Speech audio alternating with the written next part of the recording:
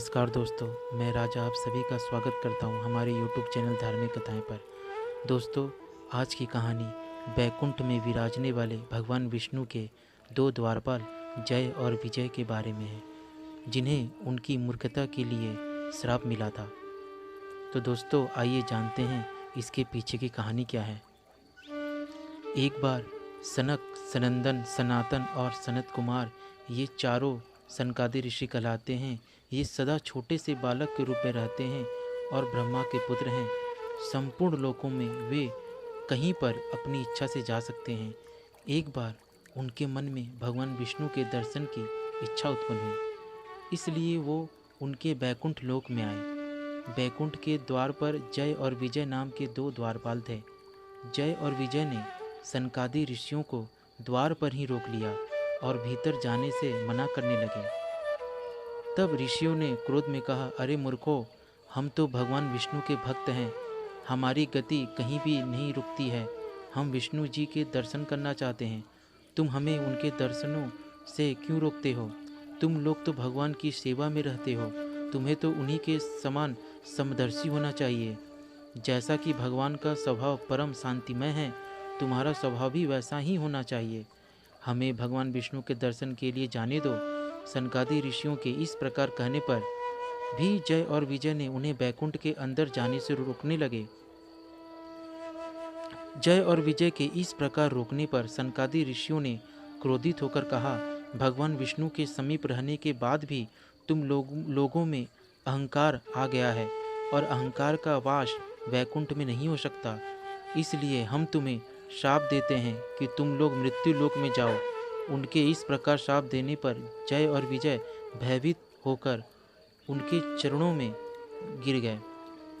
सनकादि ऋषियों से भेंट करने के लिए भगवान विष्णु और लक्ष्मी जी वहां प्रकट हुए। उन्होंने ऋषियों से कहा, हे मुनीश्वरों, ये जय और विजय मेरे पार्षद हैं। इन दोनों ने अहंकार में आकर आपका अपमान करके अपराध किया है। आप लोग मेरे प्रिय भक्त हैं और इन्होंने आपकी अवज्ञा करके मेरी भी अवज्ञा की है।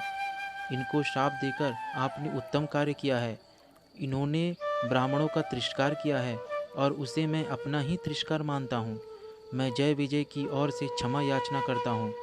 सेवकों का अपराध होने पर भी संसार स्वामी का ही अपराध मानता है, इसलिए मैं आप लोगों की प्रसन्नता की भिक्षा चाहता हूँ।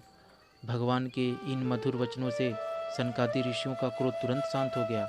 भगवान की इस उदारता से वे आनंदित हुए और बोले, आप धर्म की मर्यादा रखने के लिए ही ब्राह्मणों को इतना आदर देते हैं। हे नाथ, हमने इन निरपराध पार्षदों को क्रोध के वश में आकर शाप दे दिया है, इसके लिए हम क्षमा चाहते हैं। आप उचित समझे तो इन द्वारपालों को क्षमा करके हमारे शाप से मुक्त कर सकते हैं।